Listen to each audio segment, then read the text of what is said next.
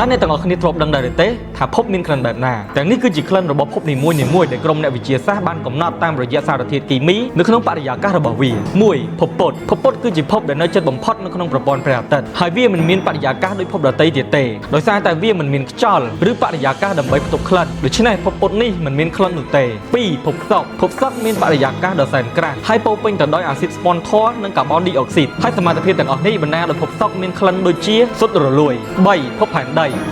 មានក្លិនច្រើនប្រភេទខុសៗគ្នានៅតាមទីកន្លែងដែលមានដូចជាក្លិនដីសើមក្រោយភ្លៀងក្លិនខ្យល់សមុទ្រក្លិនភ្នំភ្លើងដូច្នេះភពផែនដីគឺជាភពតែមួយគត់ដែលមានក្លិនប្លែកៗច្រើនបែបនេះ4ភពអង្គារអ្នកវិទ្យាសាស្ត្របានរកឃើញថាភពអង្គារគឺជាភពដែលមានក្លិនដូចដែកច្រេះក្លិននេះគឺបណ្ដាលមកពីវត្តមានយ៉ាងច្រើននៃជាតិដែកអុកស៊ីតដែលជាសមាសធាតុដែលបណ្ដាលឲ្យផ្ទៃរបស់ភពអង្គារមានពណ៌ក្រហម5ភពរហ័សមានបរិយាកាសពោពេញទៅដោយអាម៉ូញ៉ែកនិងមេតានដូច្នេះវាមានក្លិនឆ្អែតដូចជាទឹកនោមដោយសារតែសារធាតុអាម៉ូញ៉ែកច្រើន6ភពសៅរ៍គឺមានសមាសធាតុប្រហាក់ប្រហែលនឹងភពរហ័សដែរដែលមានដូចជាអាម៉ូញ៉ែកនិងមេតានប៉ុន្តែវាមានក្លិនបន្ថែមដូចជាប្រេងសាំងឬក៏ក្លិនទឹកអប់ដែលមានជាតិប្រេងច្រើនដោយសារតែវត្តមាននៃអូស្មန်អ៊ីត្រូកាបូន7ភពអ៊ុយរ៉ានូសមានបរិយាកាសត្រជាក់ខ្លាំងហើយពោពេញទៅដោយអ៊ីត្រូសែនសូហ្វីតហើយសមាសធាតុទាំងអស់នេះមានក្លិនដូចជាត្រីរលួយភពនេះមានក្លិនស្រដៀងទៅនឹងភពសុក្រដែរប៉ុន្តែលាយឡំជាមួយនឹងក្លិនភាពត្រជាក់ខ្លាំង8ភពនេបទូន